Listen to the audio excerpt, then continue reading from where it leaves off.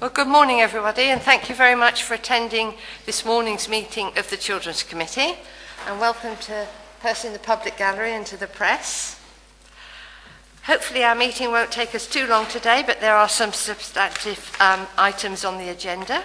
So we'll get right into it. Actually, we won't. We'll do a round of introductions first, because there are some new people sitting around the table, and I think it's always good to remind each other of who we are and our role on the committee. So perhaps, can I start with you, Fran? Thank you, Chairman. I'm Councillor Fran Grotrick. I sit as a St Mary's Councillor, and I'm the lead member for children. Thank you. Yeah, good morning, John Clements. I'm the independent chair of the Cornwall and Isles of Scilly Local Children's Safeguarding Board. Keith Grosset, I'm Senior Officer for Children for the local authority. Lynn Plummer, Children's Social Care Manager. Andrew Coombs, Councillor for St Mary's. Alison Cook, Associate Director of Children's Services, Cornwall Partnership Trust. Nikki Horton, NHS Kerno, currently the Interim Children's Commissioner. Ted Molson, elected member for St Mary's. James Francis, Councillor for St Mary's. Phil Rowe, Local Authority Governor at the Five Islands School. Avril Mumford, Councillor for St Mary's. Amanda Martin, Chairman of Council. Molly Peacock, Councillor for St Agnes. Barra Reid, Parents Forum. Julia Day, Health Watch Isles of Scilly with special responsibility for children's matters. Mary Ross, Police Sergeant, Devon and Cornwall Police. Sharon Donald, Detective Chief Inspector from the Public Protection Unit, Devon and Cornwall Police. Aisling Hick, Director of Children's Services for the Council. And I'm Chris Saville, obviously Chairman of this committee, and especially warm welcome to those who it is their first time attending this committee. You're most welcome. Thank you. We now move on to the agenda. Item 1, declarations of interest. No declarations? Oh, sorry. Fran. Yes, I'd like to declare, Chairman, that my niece has recently been appointed a parent governor at the school. Thank you. That's for Mrs Peacock. My daughter's clerk to the governors. Thank you. That's for Mrs Mumford. I have stepdaughter and a husband, both work at the Five Islands School. Thank you. Any further declarations? No? Thank you very much. Item 2, the minutes of the meeting that was held on the 24th of May 2016, to consider them as a correct record. Has anybody highlighted any inaccuracies within the minutes? Councillor Mrs Mumford. I propose a recommendation. Thank you. Thank you. All in favour? Thank you. Anybody against? Thank you very much. That is carried. Item 3, urgent items. I have no urgent items, but I'm going to take the opportunity to invite my Vice Chairman, who is the lead member for Children's Services, just to give a very quick report on her attendance at a conference for lead members that was run by the LGA. Thank you, Fran. Yes, thank you, Chairman. I was fortunate to go on a recent course which was sponsored by the Local Government Association. The objective of the course was an exploration of key policy issues and challenges from the member perspective in regard to the role of a lead member for children. And it was a really interesting course. It was a great opportunity to meet colleagues and some members of the Local Government Association, and also to look at these key policy issues and challenges that were presented to us. If I could just pick out one or two of the more interesting and relevant pieces of workshops that we actually enjoyed, I thought that might be useful. The key points that I think are relevant to this committee and might be of interest, the safeguarding and the key role of the local Safeguarding Children's Board, which I'm sure Mr Clements would support, and a discussion of the way in which business plan priorities of these boards were actually brought to the fore and how priorities were decided. I found that most interesting. The corporate parenting strategy, although we are not actively involved in corporate parenting, it is obviously a key issue for us at the minute, and we're developing our strategy, so I found that workshop very interesting. And last but not least, there was a key workshop on financial efficiency in difficult times. And I think it was just stressed, as we all know, how very difficult it is going to be providing services in these challenging financial climate that we're currently all working with. Thank you very much. And just to say again, I really enjoyed the opportunity to go on this course. Thank you, Vice Chairman. I think it's really important. Obviously, we haven't developed our corporate parent strategy yet, but it's something we need to do, and we need to be aware of our responsibilities. All of us are corporate parents, so it's really important. Thank you. So we move to part one, reports requiring a decision. We have an update on decisions taken in the previous meetings, and we have a report from the Senior Officer, Children's Services. Keith, thank you.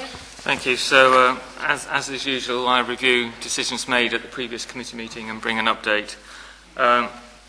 The vast majority of the progress made will be discussed in this committee meeting.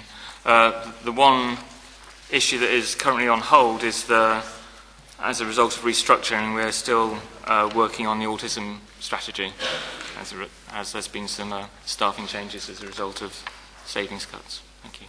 Thank you. Are there any questions? Some of the items are obviously on the agenda to be debated later.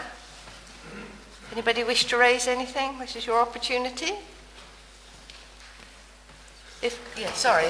Can I just voice, there's a thing about the autism strategy. I just wanted to say that I'm doing a bit of work on this because, as you know, there's been some changes within the local authority, and we've got slight capacity issues at the moment, so the autism strategy is not coming forward as fast as I would hope, but it is on our radar, but I think there will be a bit of delay.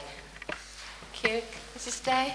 Chairman, yes, I was going to raise the issue, but my question's been more or less answered. But just to say that at the Health Watch AGM held in September, this item was raised from the floor, so it is quite active in our community as an issue. Thank you for your update. Thank you.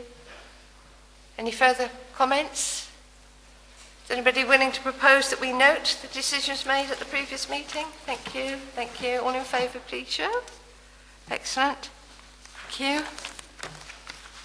Item 5, Children's Social Care Performance Report. And I hand you over to Lynn, Children's Social Work Manager. Well, as usual, the report is there. I don't think I've got anything else to add unless anyone's got any questions or anything that they want to ask me about that. I think yes, Councillor Mrs. Mumford. I see in August we had a rise of referrals, which I believe is quite unusual because most of our referrals come through during school time. Do you think that is because people on the island have been made more aware through your leaflets and things? I believe not all the referrals were taken. Is it just 2 out of the 9 that actually, or were they all gone in there somewhere? There was some information and advice that was passed on, I think, but I think actually it was Councillor Molson that asked the question last year about what happens in August and the fact that there were fewer referrals in August. I suppose for me what's reassuring is that the majority of these were self-referrals, so from families coming to ask for help, which means that I think there's an increased element of trust in children's social care, that people understand that our role is there preventative, and it's not just about child protection or removing children, which can sometimes be the public perception. So that's what pleased me, and what we were able to do is some short-term targeted pieces of work that helped families get through a difficult time and then close the cases down again. Thank you. Vice Chairman? Just a quick note that I was really pleased that we've if it's still progressing, we've got foster carer recruitment actually active at the minute, which is obviously very pleasing. The recruitment is done by Cornwall, and that in terms of confidentiality, all they can do is give me sort of the basic information. But the last information I had is that one application would be progressing at the start of September. Thank you. Obviously, this does highlight the good work that Children and Social Care are providing to our community, and also their awareness of the further work is to be done, which is always a very good balance. That's really good. Any Chairman? With thanks to the whole team in the Children's Department, which I think the work is invaluable, and I'm very pleased to note what the progress being made. So I'll propose the recommendation. Thank you. Thank you. All in favour, please show. Thank you. Excellent. Item 6, Ofsted inspection of local authority services, and we all put a big smile on our faces, don't we?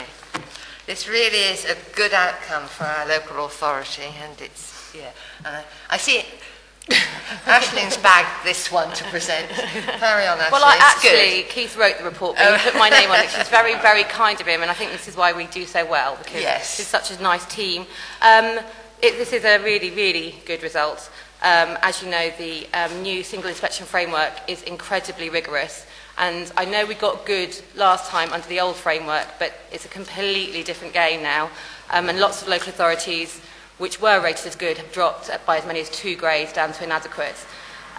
So I know you know this news, but we haven't brought it formally to committee, and I really want to say thank you so much to the entire partnership that got us this result. In the verbal feedback, we were told we were not far off outstanding, and that's what they expect to see next time. So there's going to be no complacency here, and everything that they identified we were already working on. I think also it's important to have some contextual information here, because of all the authorities inspected to this point, about 20-something% have actually got good or outstanding. Actually, only one partnership got outstanding. So we're really, really strong nationally, and I think it's really important, being kind of stuck out here in the middle of the Atlantic, to realise that you can deliver nationally fantastic services, despite all the challenges and risks that it carries. I also have attached the action plan, so for you to ratify. There weren't very many recommendations at all, and they're absolutely things that I think we've all talked about. So emergency foster caring, we're already onto it. The work with post-16s, we're doing work on that, and I don't know if you know, but we submitted a business case to the Education Funding Agency and managed to secure another £780 per student to enable parents to make safer choices in their accommodation provision, which is great, and we're going to keep pushing, because I think actually our children should have some more. But we know, as Councillor Grottick said, that these are financially tight times. So please approve the action plan, and please everyone give yourselves a pat on the back. Chairman of Council. Yeah, well, it's wonderful, isn't it, when it's good news and congratulations in order. There is so little to say, really, apart from well done. And I would like to repeat congratulations to everybody who's worked on this, very well deserved.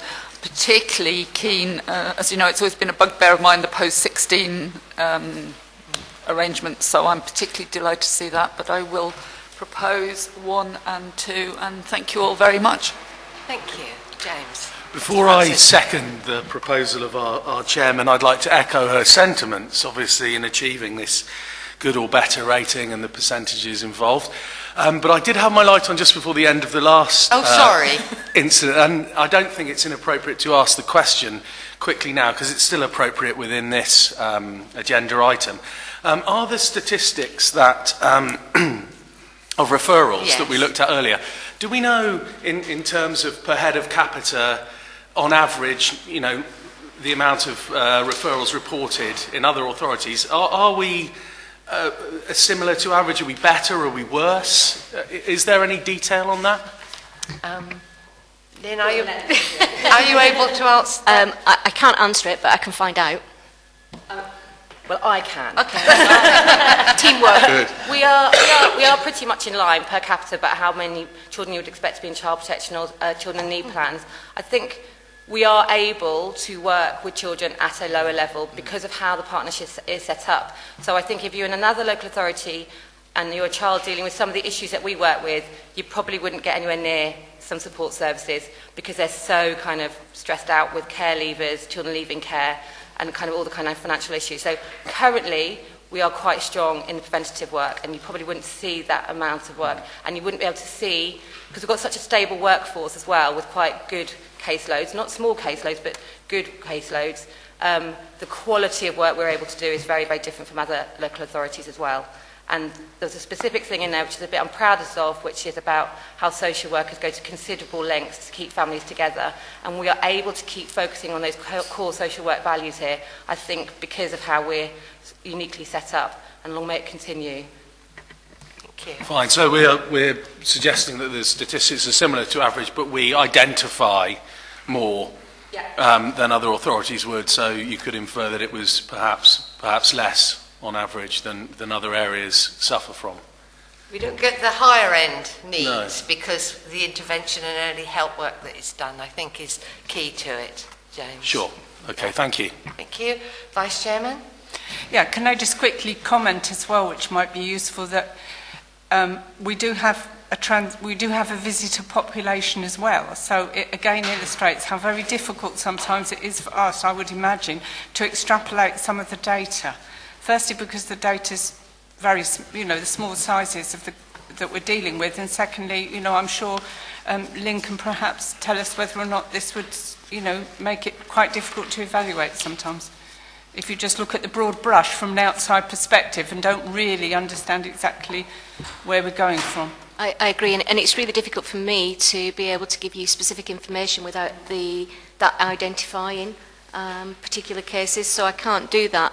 But I think that in my report I mentioned that we're now working with Bristol in terms of my clinical supervision and partnership working, and they visited us last week and we discussed the sorts of cases, and they were comparing some of the work we do as similar, although maybe not exactly the same, as the challenges that they're having in city centre Bristol, within their small communities within Bristol. And in addition to that, adding on to, it's slightly different, but adding on to what Aisling was saying about the Ofsted report, is that I think people are beginning to realise that initially people would think, well, of course Scilly's going to get good, they've got nothing to do, and it must be a doddle working over there, but people are actually realising that it isn't.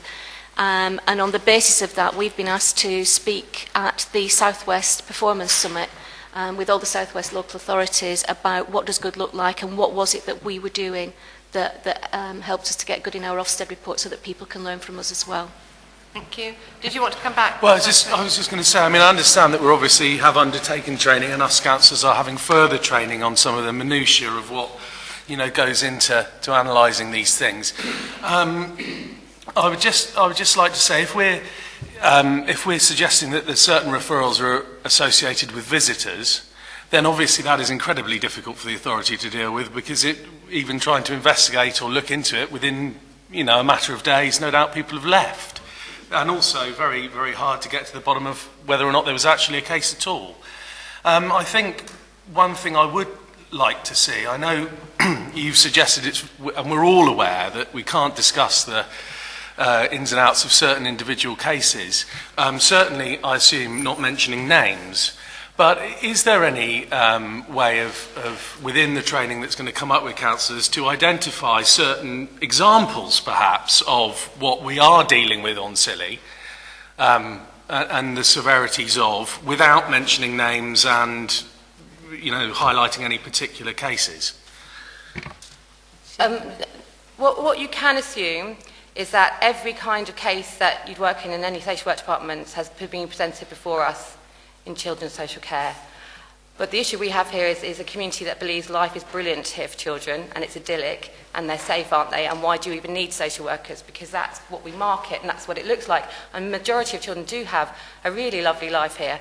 But we deal with everything. So we look at child sexual exploitation, we look at child sexual abuse, we look at neglect, we look at emotional harm. All those things are going on Scilly, and more. And that's what we have to know about. But what we can do here is, because of how the partnership works, is look for those signs early before it turns into a crisis and before you're looking at care proceedings. So those numbers are low, and it is significant on the other Scilly. We haven't had a child taken into care for years. So there must be something in the nature of how we're working that supports families at an early stage. But yes, there's everything. So we need to be alert to all of the risks that children face on the mainland. They are happening on the Isles of Scilly. And that's the work we do. We have to know the ugly side.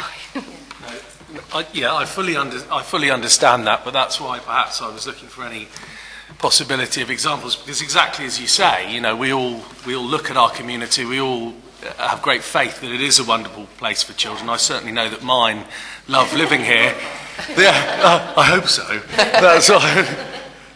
But it's just that, as you well know, and I don't want to get into speculative items, but within our community, we also generally have a very, very vigorous tree of rumour and gossip that generally tends to expose pretty much anything that goes on here, and whether or not it reflects on the professionalism of our team, that certain issues like this do not rumble around the community when they occur, because I don't hear a lot about them. And sometimes, living on these islands, you do find out an awful lot of detail and an awful lot of things that you're probably not supposed to. And therefore, if we're suggesting, that a lot of these items are going on, and I'm absolutely not trying to diminish the severity of these incidents or in any way suggest they're not happening, I am keen on, as a councillor, as I'm sure others are, having a better idea on some of the example. Right. Councillor Foster, can I just say, if you continue to give this level of scrutiny and challenge to us over the next 3 years, we will get outstanding. So I really welcome this. There's two really good things you raised there. Firstly, the whole stuff about rumour and gossip. Yeah. That's why I think we're getting referrals in August now, because I think the trust by children in the professionals here is transformed, and they know that things are safe with the people that work with them, and that's really strong. I think rumour and gossip are actually one of the key reasons why children do suffer here. And I think as a community, we really need to reflect on how that appears to a child. And also, we will give some thought about how we can give you a bit more detail without revealing any kind of, confidentiality issues. We'll have a think, because it's a good point. I know exactly what you're trying to ask for. Yeah. It's just quite hard for us. No, I fully understand. But thank you very much for But that's good to know. Thank you, that's Ashley. What we need. Yeah. And it does highlight the professionalism of our team that you don't hear about it. And that is really important, that our community have confidence that, Well, that's quite outstanding, really, because we all know, about how information gets out here. The integrity and the professionalism of the team. Mr. Rowe. As a relative newcomer, it's really gratifying to hear this result in terms of the Ofsted report, and I congratulate you. My involvement with the school, nevertheless, is about young people on the island. And there is a thought that maybe our young people are not as aspirational as they might be for many and various reasons. Can I just ask Aisling in particular, that as adults on the island, we've come a long way then, we've done good. Could I just ask, is there an action plan in the offing that says we want to move from good to outstanding? Is there an action plan related to that so that we can show as adults that we are aspirational, and in the hope that young people will also become aspirational? The action plan is attached to this report. We have an action plan with us. Okay. This is Councillor Mr. Mumford. Could I just make a suggestion that I believe that anybody on the Children's Committee can attend any of the safeguarding training sessions that we have here? That I would suggest that as many councillors as possible could attend these, because they are very, very useful, and you do get to know, Councillor Francis, how things work. I did mention that I was aware that there was training and further training going on the detail of We'll of put what our these thinking incidents... caps on. Yeah. Chairman of Council? Yeah, just a very small point, but I keep hearing that children here or the locals are not very aspirational. Can I just defend the generations of Salonians who've gone through and have aspired to go on to as high as they possibly can in their individual interests? Many of us in the room would not regard ourselves as having lacked aspiration. So if we can just bear that in mind. Thank you. And I know Mr. Clements wants to come in. Thank you for being patient. No, just a couple of things from me. One of the responsibilities for the Safeguarding Board is to provide oversight scrutiny for obviously what the local authority does and the other partners do in relation to safeguarding children. So for us this was a really useful inspection because it came in and gave us real validation about the work we had done previously. We had been over ourselves and looked at the work of Lynn and the team and thought it was a very high standard. So in a sense it benchmarked what we were actually seeing. That's really useful because for the next 3 years I don't think you'll see Ofsted again. Certainly they view you in a very positive light And that's great, but the danger is that obviously people take their eye off the ball. There's an issue of complacency, which I don't suspect, but I think, as a board, part of our role is now to actually retain an oversight and make sure that the action plan is achieved, that you get to outstanding, and that the standards that you're currently enjoying are actually maintained. And that's part and parcel with what we'll do. The other thing I was going to say, one thing that was really strong for me in the report is how well children and families are heard. You see in a lot of places that children don't necessarily get their voices coming through, and the services aren't necessarily built particularly around what a child or what a particular family wants. Now, from my own personal observations, that's really strong in the practice that happens here, and I was really gratified to see that borne out in the report. So we'll keep doing the work.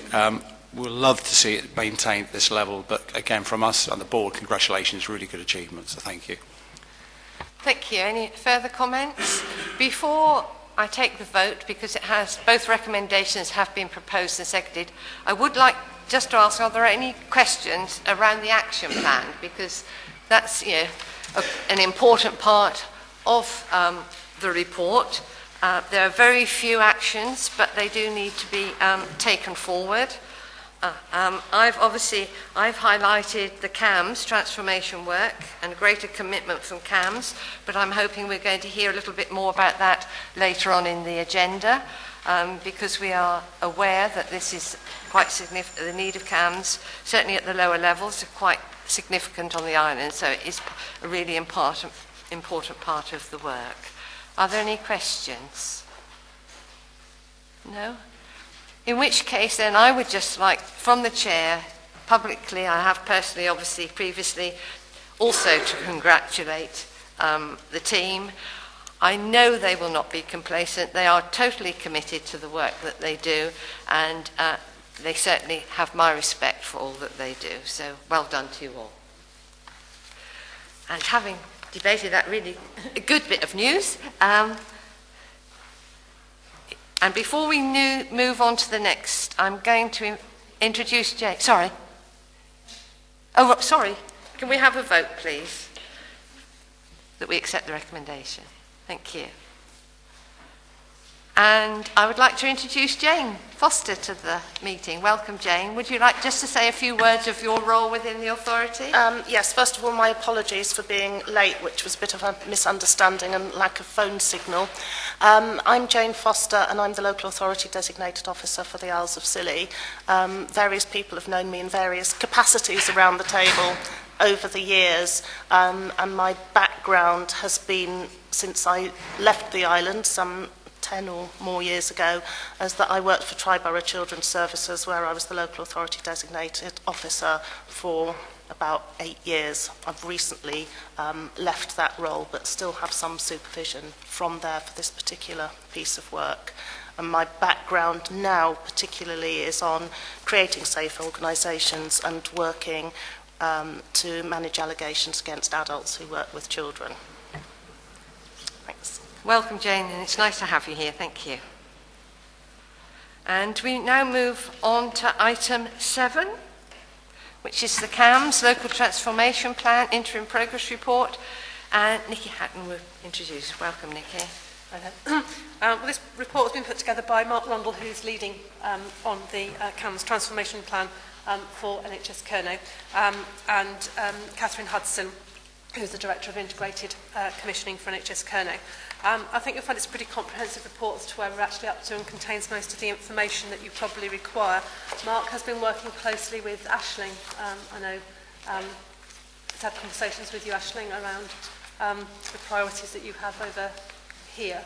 I think the important thing for me, really, to bring to your attention is the priorities for this year that have been agreed, and the timeline, which I know a number of people have been asking for, which is at 3.2 on page 38. This report has been prepared as an interim project report because a number of different overview and scrutiny and committees have been asking for an update.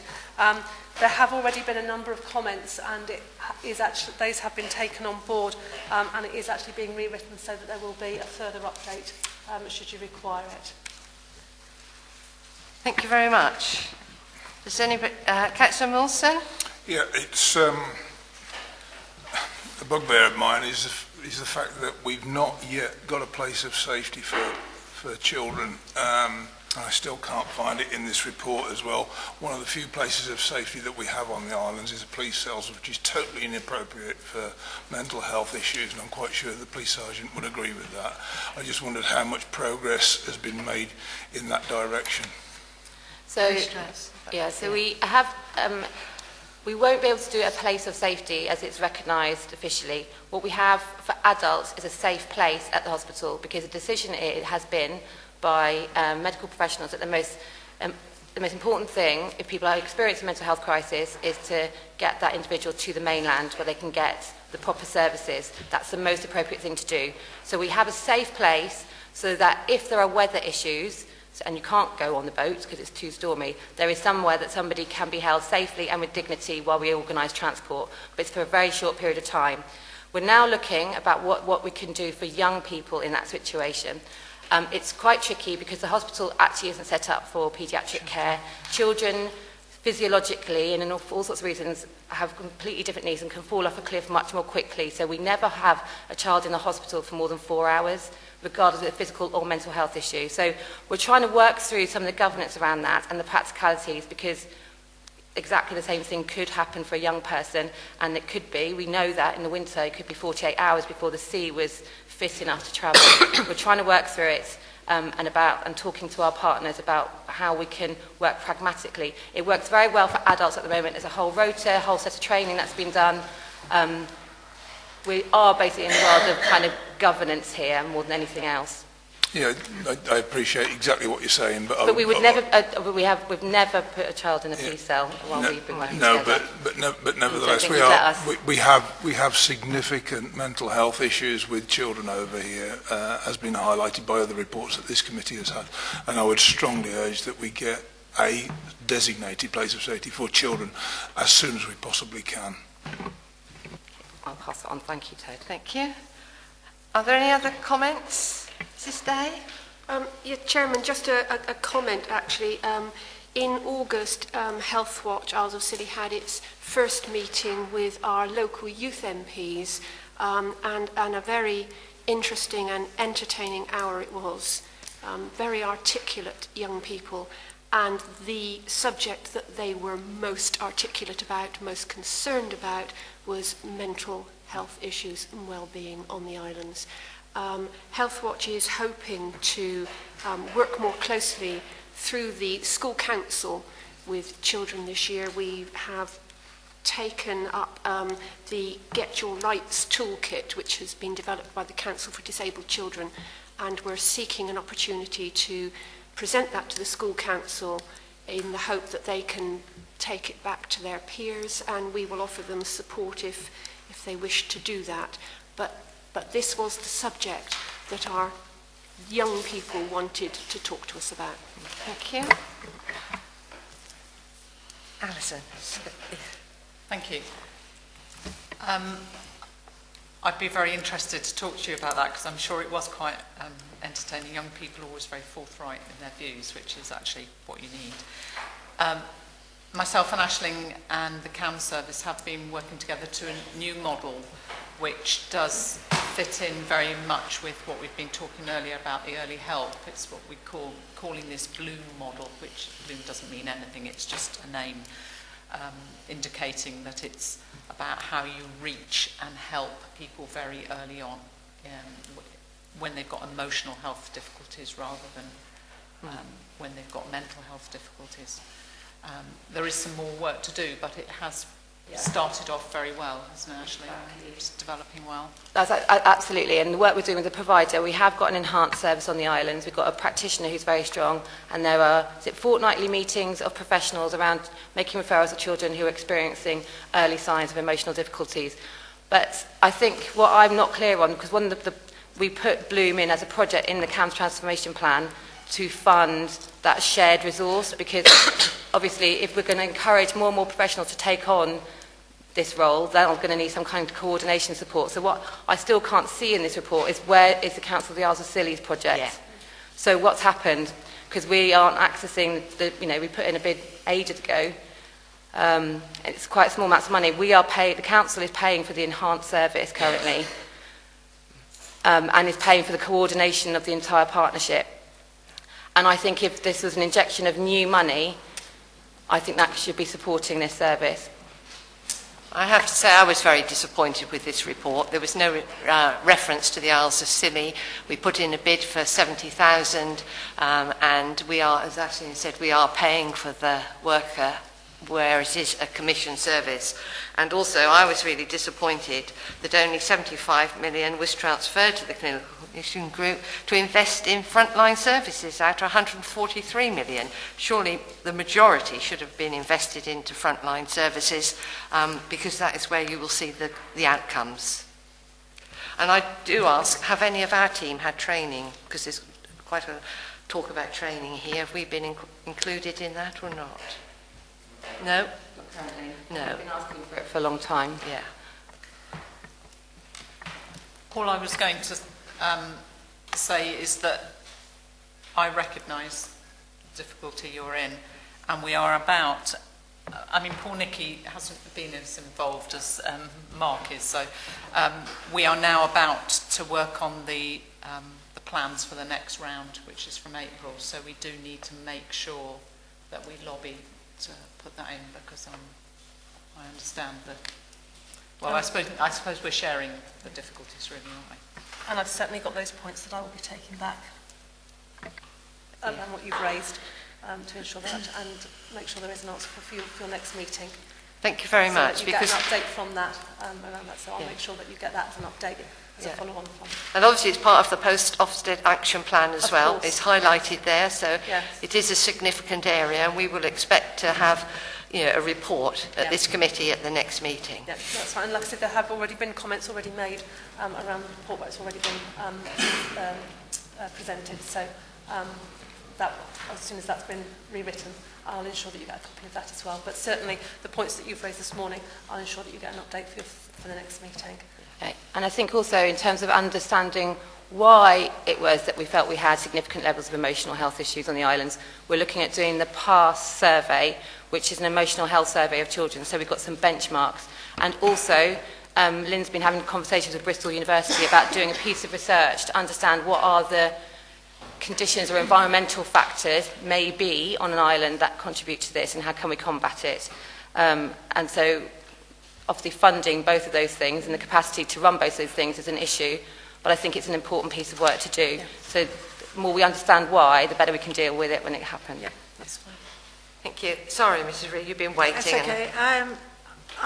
CAMS have been coming for a long time in the Isles of Scilly, and I listened to what's been said this morning, and I agree with what Councillor Saville says and the rest do, but how often do you come to the Isles of Scilly for our children? I know you say you have a waiting list, but how often do CAMS come over? I can answer that. Sometimes weekly, fortnightly basis. So quite frequently. In fact, we're coming more frequently now from a more specialist point of view than we were a few years ago. We've had successful post over here for primary mental health for some time. When that person left, we actually reviewed the service, and we are putting more specialists in. I mean, some children still do come over to the mainland, and often that's their choice to come and see specialists over there in Penzance. But we do come over as required. Thank you. Are there any further comments? I think we've given this report good debate, and we have a recommendation that the content and the progress in the report are acknowledged by the committee. Thank you. Thank you. All in favour, please show. Thank you. It's carried. Item 8, the report of the local authority governor to the Five Islands School. Over to you, Mr. Thank you, Chair. Just to say that my report was tabled in advance for people to have an opportunity to peruse, and you may have questions associated with that. Having said that, clearly there has been an Ofsted of the school, and the outcomes of which are currently sub judice. So clearly I would suggest, with the Chair's permission, that I have a very short input this time, suggesting that perhaps there may be a further extended conversation at our next meeting. But I would be happy to answer questions if appropriate. Thank you. Thank you, Chair. Thank you. Are there any questions? No? Right. Well, thank you. Well, obviously next time, I think there'll be probably more questions and a fuller report. Thank you. So again, we do have a thank you. Thank you. All in favour? Thank you very much. Item 9, Children's Services Revised Budget. Certainly elected members will know, and I am sure all organisations know, that money is tight, and Children's Services were tasked with re-looking at their budgets in order to save £50,000. And Keith has done that sterling work, and he has a report to bring us now. Thank you. So, as members are aware, the savings plan of £50,000 was set. We've managed to make those adjustments to the original budget approved in February 16 through basically looking more closely at real-life forecast spend against those areas. So, for example, we had originally budgeted £20,000 for the 5 applications for the post-18 travel support grant. We since only had 1 application, therefore we can remove £16,000 from the budget line there. The staffing reallocation has occurred by moving, reallocating posts from general funding lines into the Isles of Scilly Education grant, so that has again made savings. The rest of the report around the savings plan is on page 1 and 2. And then whilst we're in an interim phase with regards to budgets and budget monitoring, we can report on spend to July, but as they've not yet been reprofiled against budget headings, and we'll bring a much more detailed, I'll be talking much more closely with finance to get a detailed plot of where exactly we are against expenditure and planned expenditure going forward. Thank you, Keith, and thank you for actually bringing this to us today and the work that you've done to actually, behind the scenes to achieve it. Thank you. Councillor Mrs. Peacock. Yes, thank you. I have to declare an interest that we run Snagness Boating. I noticed that you're trying to save £2,000 on home-to-school transport, and I do hope that this won't make any difference. I'm trying to separate belonging to Snagness Boating and the needs of the children. Yeah. Because we do feel that sometimes children need to come home when they're sick and their parents are having to pay for those boats, or we do it out of the goodness of our hearts. So I see that there is going to be a further cut of £2,000. Mm-hmm. So does this make any difference? This is around an existing staff vacancy that we have and haven't been able to fill on St Mary's, rather than. Okay. So fine. it's not about. It's not about moving children from island to island. It's more around about helping children get safely across the road. Oh, fine. Thank you. That falls within that budget heading. Yeah. Thank you very much. That's great. And could I just ask you about Mundersley refurbishment? I noticed that you're saving £4,000 on the Mundersley refurbishment. Is this fripperies, or is it something that is absolutely needed? No. So the way we work with the school and looking at Mundersley's furniture primarily is that we had a rolling programme of replacement of beds and furniture across Mundersley. So instead now of replacing two substantial cabin bed units that will last for, which is basically dead on their feet, with the ones that will last for 5-6 years, we're replacing one set on the rolling programme instead. So it's not as if the furniture's totally inappropriate, it's just that we had hoped to replace a bit more than we could going forward. Yeah. Thank you.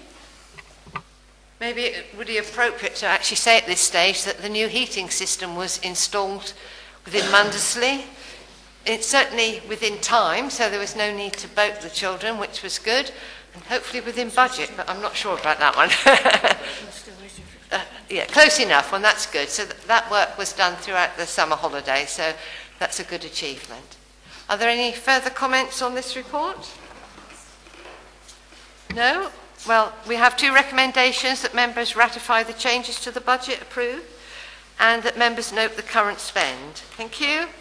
Thank you. All in favour? Thank you. That is carried. Item 10, Children and Young People's Plan Update. Another report from our senior officer. So hopefully, after many years of trying, you've got a format everyone is happy with.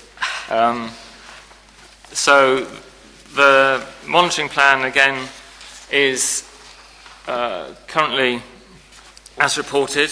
We are pleased that the Education Funding Agency has found additional money to support families in making good choices around their post-16 accommodation providers.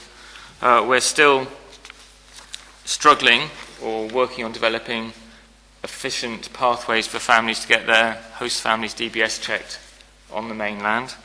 But hopefully the additional funding available for families will enable them to procure a more robust arrangement with their host families in terms of house rules, food, accommodation, travel and engagement. Going forward, as Aisling has already mentioned, the PASS survey, Pupils' Attitude to Self and School, has been commissioned and is due to be carried out in school between now and half term. It's an online survey and students will be doing that online. We also mentioned Bloom. The terms of reference are out for agreement, but the system is in place on the islands already and working efficiently. Some of the red areas that we have to deal with are around about, as identified earlier, that Councillor Molson has mentioned, around about the place of safety, and also around some of the issues that might affect separating families. Apart from that, we have a substantial plan that we agreed to rationalise into a plan of plans, and that work is underway and will be brought to you for January. So if anyone has any other questions, happy to take them. Mr. Rowe. Thank you, Chair. Keith, on page 49, you talk about the whole issue of safeguarding young people who are not in boarding accommodation, that they're actually housed with families. I respect the limitations of any DBS system. It is limited. Having said that, and I do understand that the position is very difficult because these young people no longer are statutory, the responsibility. But at the moment, you don't have to have a DBS system for a young person residing with a family. Now, I recognise there may be a legal issue there. Is there a moral responsibility here that we may have in terms of, at least, instead of leaving it at amber, because I know you're working on improving the situation, could it not be actually signalled as red? Because it is a loophole, in my view, in the situation vis-à-vis safeguarding young people. We're constantly trying to, at the end of the day, it's down to families to commission their provider. We're not we are a conduit for EFA money. It's not the local authorities' money as such. We are administering the contract on behalf of the Education Funding Agency, and we will work as closely as possible to give parents the tools that they need to make some good choices around their accommodation provider. There is a lot about, families know who, amongst the local networks, families can make good choices. We have a model contract that families can use, which actually encourages them to outline exactly what is expected of the accommodation provider, which hasn't necessarily been the case in the past. And the DBS is just another part of that toolkit, we think, in terms of giving families that assurance that the accommodation provider that they're choosing is... Could I just wonder whether you might just reflect on whether indeed it is an amber, or in light of what you've just said, might it be upgraded to red? But I respect your professionalism in that regard. No, that's certainly a point we'll take on. Thank you. Thank you. Chair and Councillor. Just to back up what Mr. Grosset has just said, I mean, the onus is very much on the parents, and the DBS is a very blunt instrument at the best of times, and one that occasionally lacks a great deal of credibility, so I don't think anybody should just rely on that in any case. But I do think it is very much, again, many of us in the room have been through it either as the children concerned or parents of children concerned, and I think parents have to take a great deal of responsibility of this. It doesn't discharge any of the moral obligations on the council, but nonetheless, I think we're doing very much what we can, and I wholeheartedly support the work that's ongoing. Vice Chairman. Thank you, Chairman. It is a continuing concern, and it comes up repeatedly at this committee, and I do agree with the Chairman. It's very difficult to know what we as an authority can do, especially when the child is theoretically 16, and I understand the responsibilities are somewhat less onerous. But it's obviously something we should still work on and see how we can support. I know it's a very obvious thing to say, but it is just those families who might have other stresses, who might be involved in other areas of their life where they perhaps haven't got the time and the energy or even the knowledge to really have a close look at where their child is going, that will need our support. So how we move this forward is incredibly difficult, but I do hope we're still going to be continuing to think of ways that we might do that. Would Mr. Clements feel able to give us the benefit of his thoughts? Yeah, it's a complex subject, isn't it? You've got the issue that the primary responsibility sits with the parents, and there are a range of, I suppose, measures that you put in place, obviously the support of DBS and the provider pastoral support, because in some regards that provides us with an oversight and gives us intelligence as to how children are progressing. And if there are obviously any issues in providers over there, then you've got another pair of eyes to see that issue arising, which can help the family maybe pick another provider. It's one of the issues we know that you're looking at. I suppose it's just a case, from our oversight perspective, to be sat on your shoulders, to act as your critical friend, to say, in terms of the plan that you're developing, trying to bring in new innovative thoughts, is that valid, and is there something that we may be able to find another suggestion from or test whatever you're suggesting? So I think if you're doing a lot at the moment. Is it perfect? I think we've got to test that, and we've got to try and find alternative ways that will make it better, and we'll support you in any way we can in just testing out whatever you're proposing to do. Thank you. Ms. Foster. Just to say that I'm aware that at the moment the DFE are currently considering revisions to a further revision to keeping children safe in education, and one particular element that they're looking at are host families who are used when children go on school trips. And we've had a long debate with DFE about how relevant DBS checks are, whether they would be relevant abroad, etc. And what we're looking at is developing best practice guidance on information that can be given to parents and to host families about what the expectations are of the parents, of the host families and of the children, and how to easily report if a child feels that an adult who is working with them or is a host to them is not behaving in a way that makes them feel comfortable. And that could be anything from giving them food that they don't like, right through the whole range of safeguarding concerns. And so it occurs to me that if DFE come up with these revisions and put them in place, that's something that could be adopted then as a best practice guidance, albeit that young people from here are staying on the mainland and away from home for much longer than somebody on a trip. But the debate about whether a DBS is relevant or applicable or not just rumbles on, and it has to be something For many different. years it's rumbled on. I mean, just to actually amplify, that our role here is advice and guidance, and we actually also employ someone on the mainland. So the advice and guidance we give, I can send you examples of the letters we write to parents with what they, some kind of things to look out for. We've developed a model contract for parents to sign with the provider. In terms of giving, and we've also said we will pay for the DBS process, which, as we know, but it might be belt and braces. And we're just giving parents everything we can think of to help them make good decisions, including money. Because let's be perfectly frank, we know how expensive it is now weekly boarding in a host family, and sort of thinking about £90 a week. If you're then going to start negotiating, we'd like you to oversee them doing some homework, we'd like you to do their washing. Actually, that sum of money is not covering it, and that's the conversation I think we need to have with EFA. And I think that a lot of this burden lies with funding, because actually I think children should be, all families should be funded to pay for state boarding. That should be the benchmark, because that is the kind of safest model I can think of.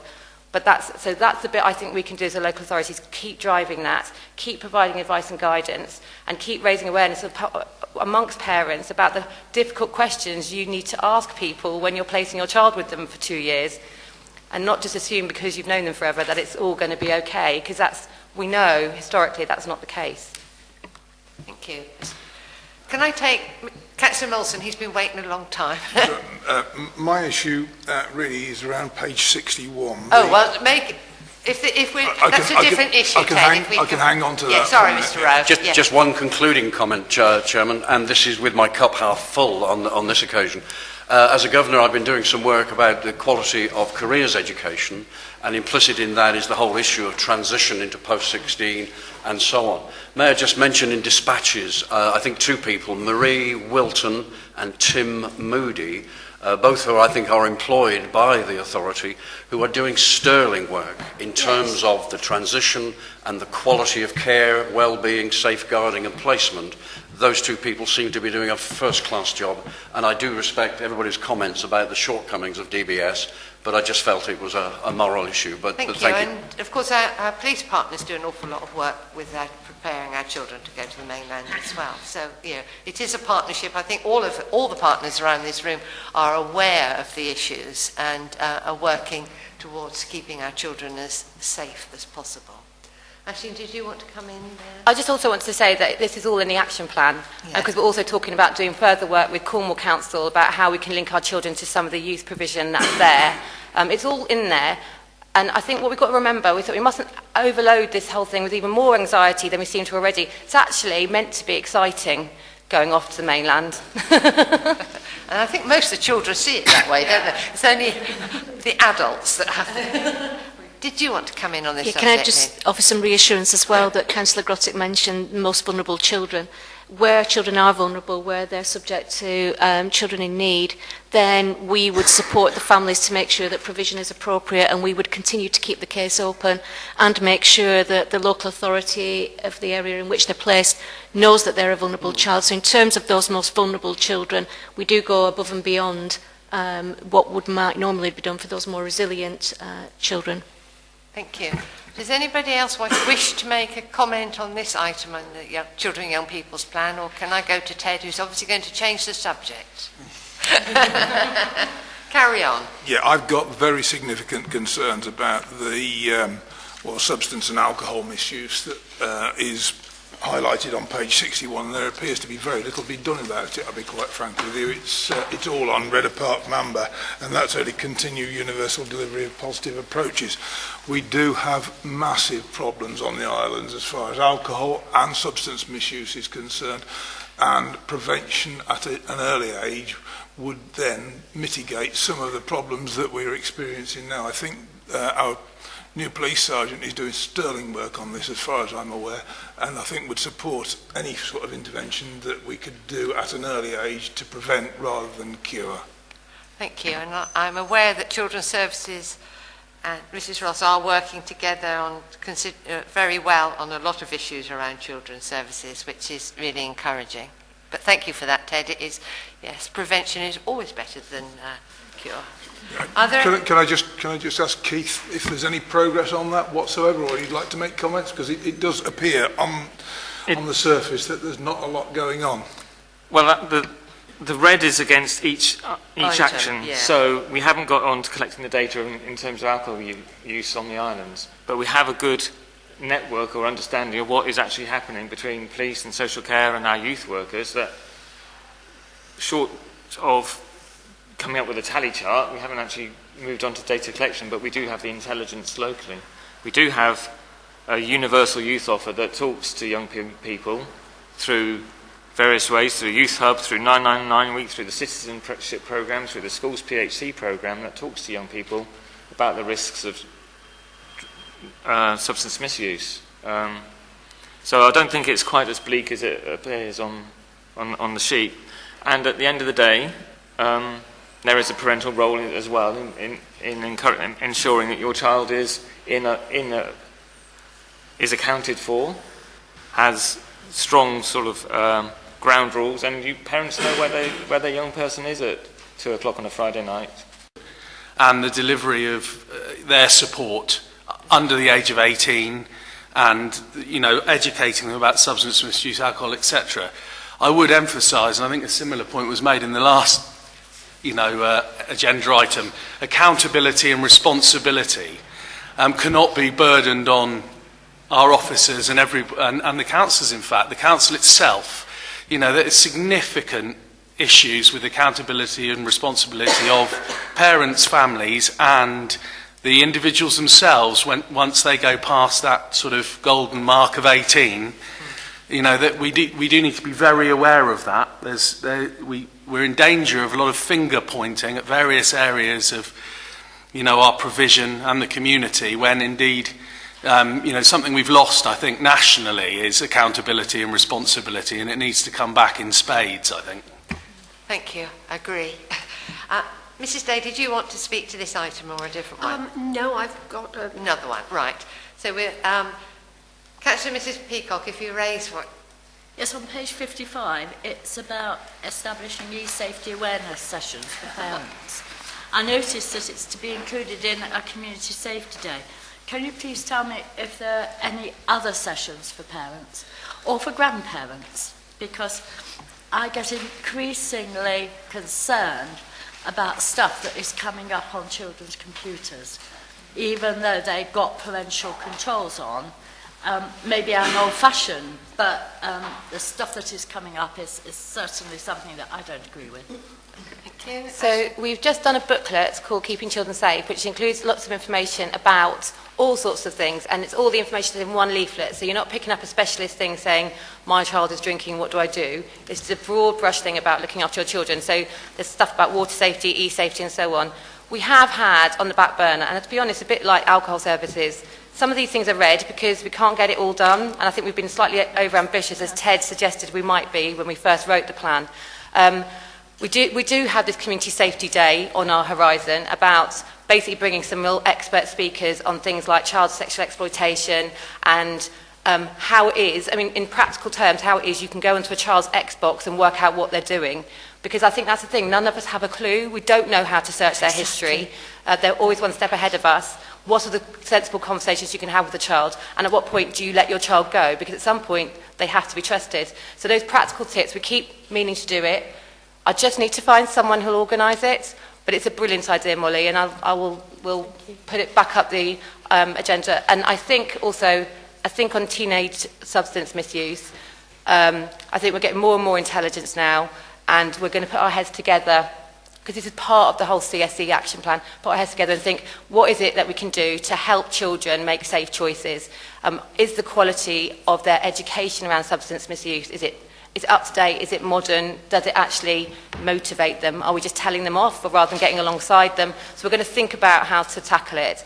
But absolutely, it's also about parents understanding what safe drinking levels are, because actually the government guidance now is nothing at all till 18. And I think that's that's totally different culturally to what how people across the country have been living. But nothing at all is good for children. Thank you. And I think, actually it's right, thought needs to be put into this and how this is delivered. Because I think we've had e-safety evenings at the school and parents don't come. We've had a couple in the past, and it really hasn't been worth, putting it on. So the format of it is really important to encourage and get parents and young people there. And please, can I suggest then that maybe it should involve the off islands, and also, because I've never heard of it, and having evening sessions, and if it's in the day when more people can come, that would be great, and make more publicity about it, so that people do know that it's happening. Keith. Ironically, I think the solution is actually online. But there is a national Click CEOP website which has fantastic resources for families and parents to look at ways to keep their child safe online. It looks at sexting, looks at online bullying, looks at how you can set up your firewall safely. You've already lost me. Sorry. Online bullying or the other bit. But there is online support. Can you tell me where do you go to get Yeah, I'll find you the link. It's in the book. It's in the book. And it's in the booklet that's coming out. Yeah. Thank you. Thank you. Could I... Yeah, sorry. Just to say that I've delivered for a local safeguarding board their e-safety programme, which everybody cried out for and which then people didn't turn up to, until I renamed it about it being e-safety and it's not just about porn and predators, which did get a few people to come. But I think that one of the issues is it isn't something that you can necessarily siphon off and do a course on e-safety, because it's something that should be referred through in every single strand of safeguarding. So what is the role of social media and the internet in child sexual exploitation? What is the role, or how is social media used in terms of abusive relationships between parents and between peers? What is the role of social media in terms of promoting either hate crimes or encouraging gangs or promoting, and I do mean the word promoting, eating disorders, because that's what young people are using social media and the internet for, and they're finding out how to do things on there. If they want to know how to roll a joint or make a bomb, they can look online and they can find out how to do it.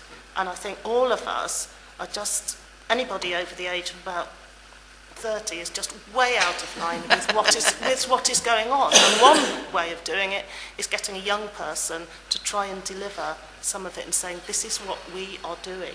Yeah. And this is how we do Good it. idea. And actually we don't think that this is a risk, where all of us as parents are panicking about it quietly.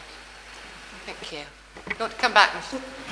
Only to say, incidentally, my grandson, who is 10, well, he's not quite 10, he's 9,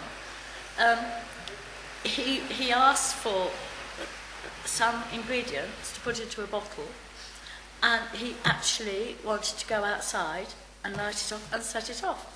And to me, it was innocent. It was a kind of a firework thing, but it can go on. Oh, yeah. And it's just knowing how to deal with this. I mean, his father was there and he dealt with it. Fine. Thank you. Right. Can we leave that one? And Mrs. Day's obviously got another ice on the children's plan Yes, to raise. funnily enough, that, just as a passing comment, was one of the items I was going to raise. I have the pleasure of having my grandson staying with me for a week at the moment, and I've become aware of just how computer illiterate I am.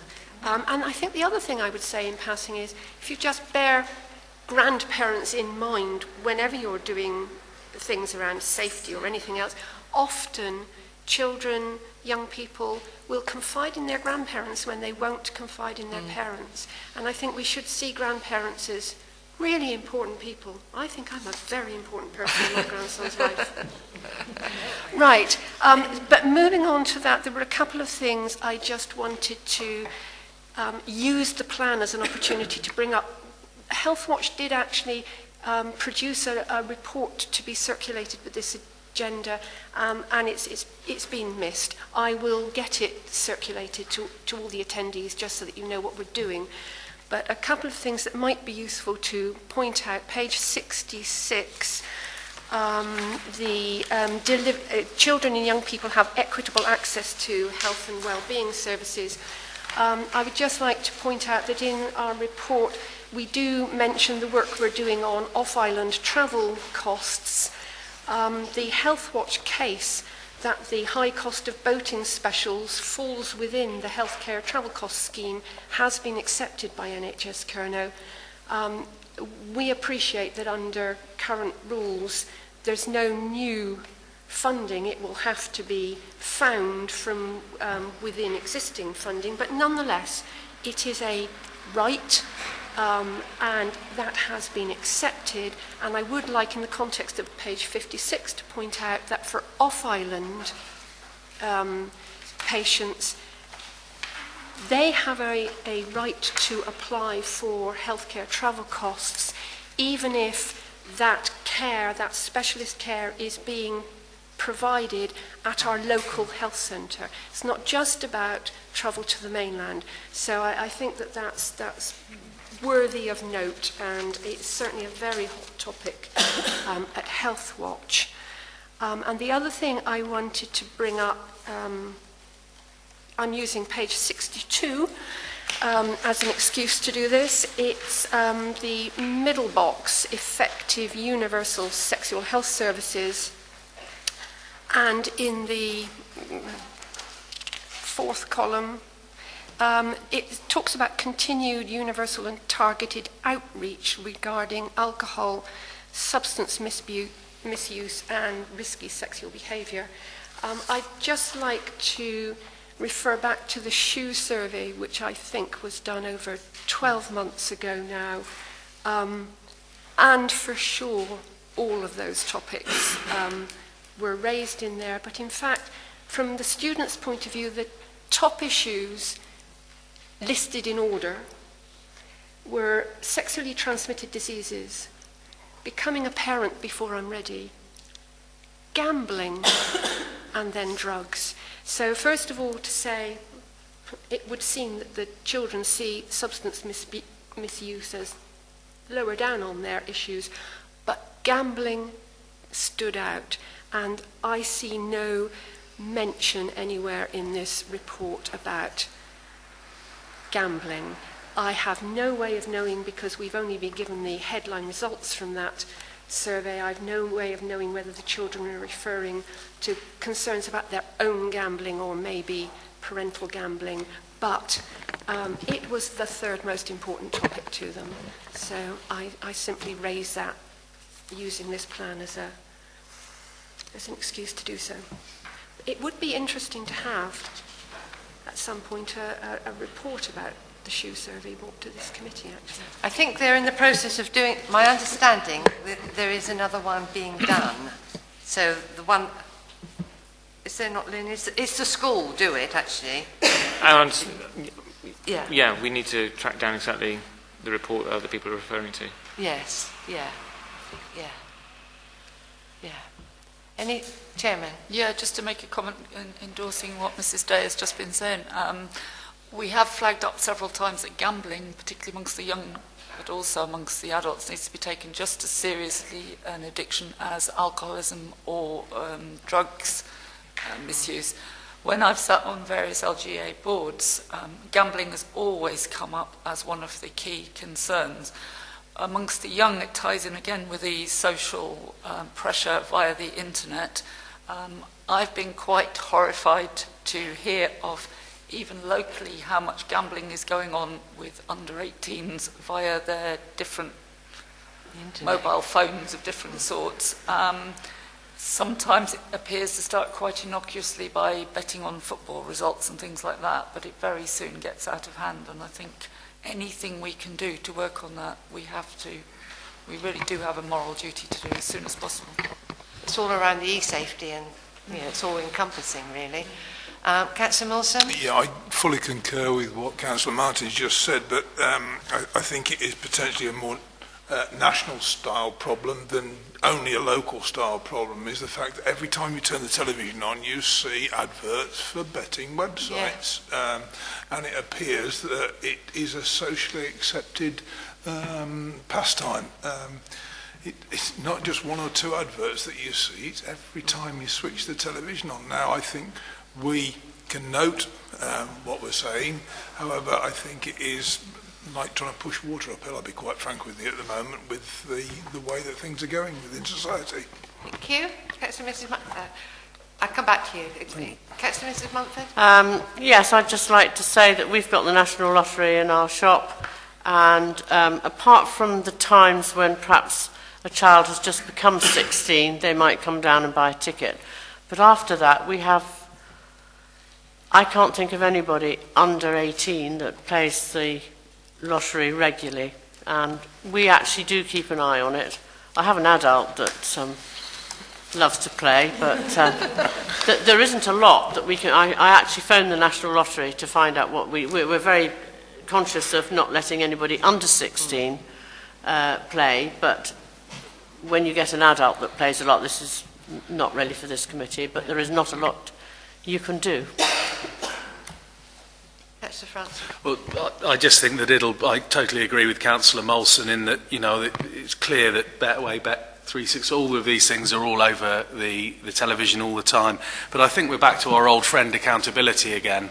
And the bottom line is, it's up to parents really. Our job will be, or our officers' jobs, our committee's job will be to support, to educate, to offer advice.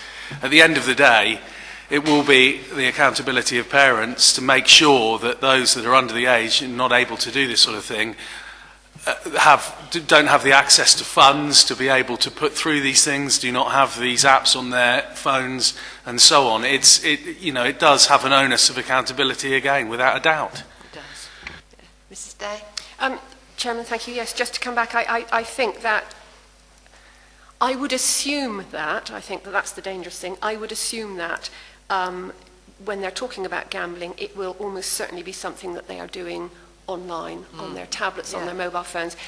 Even I know that even in games designed for children, there are elements of gambling in there, and it's very easy for them to get ensnared in that. I would agree that, of course, there is accountability for the parents, etc., for these children. I raised it simply because it was a concern raised by the children themselves, and it wasn't a concern that was currently appearing in the children's plan. So it was simply to say the children are concerned about this. That needs to be reflected somewhere. Thank you. I entirely agree with one point. You know, that it isn't just, we're talking about financial irresponsibility here. You know, obviously gambling terms, but it is, you know, the websites themselves, and I know this from my experience, especially for younger children, obviously, who probably don't understand what they're gambling on, but for, let's say, sub-12s, the websites and little games that you can get on, you know, these iPads or whatever, do allow children, if the codes are wrong and your account with the provider is such, that they can buy for £8, £10 extra lives or whatever it is. And very quickly you can see that there's a potential for them to waste an awful lot of money doing that, which effectively isn't gambling because they're not betting on something, but they're able to just waste money, be financially irresponsible just doing that. And it definitely needs to be kept an eye on. Right, thank you all very much. Are there any other items in the Children and Young People's Plan that you wish to raise? In which case, I think we have scrutinised the progress. So I don't really think that we need a further recommendation. I think we have been through it. So maybe I can have a recommendation that we accept the plan as it. Thank you. Thank you. All in favour, please show. Thank you. Thank you all very much. On paper, we have come to the end of the meeting because there are no reports in part 2 or part 3, but I am aware that one item isn't on the agenda, and that should be verbal reports from our partners if they haven't presented at the meeting. So may I open just before we close to any partners? Alison, have you got anything else that you wish to bring to the attention of the committee? Just quickly thinking. I don't think so. I think the main work we've been doing is around a lot around CAMS for the reasons that have been discussed.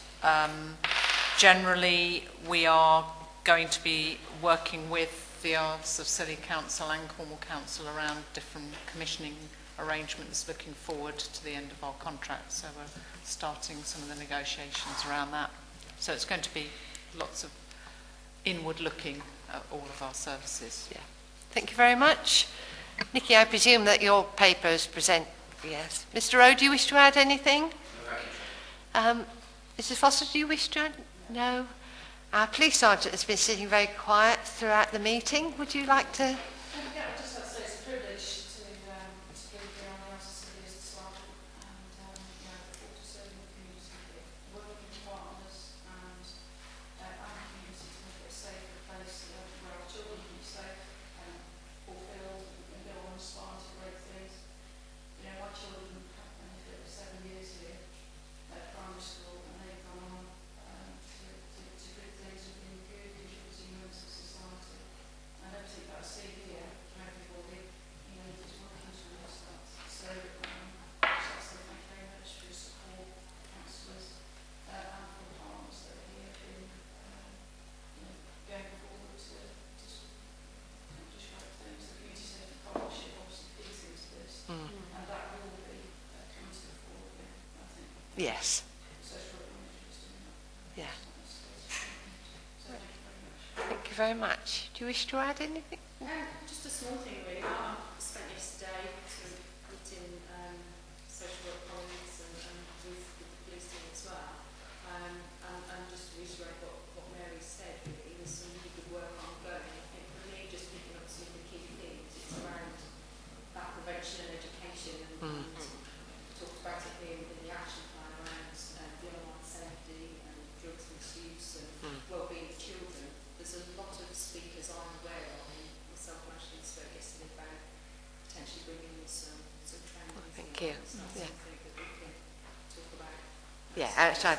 Thank you very much. Yeah. And sorry, Mrs. Day, I didn't come back to you. Did you wish to add anything, or had you got your points woven into the plan?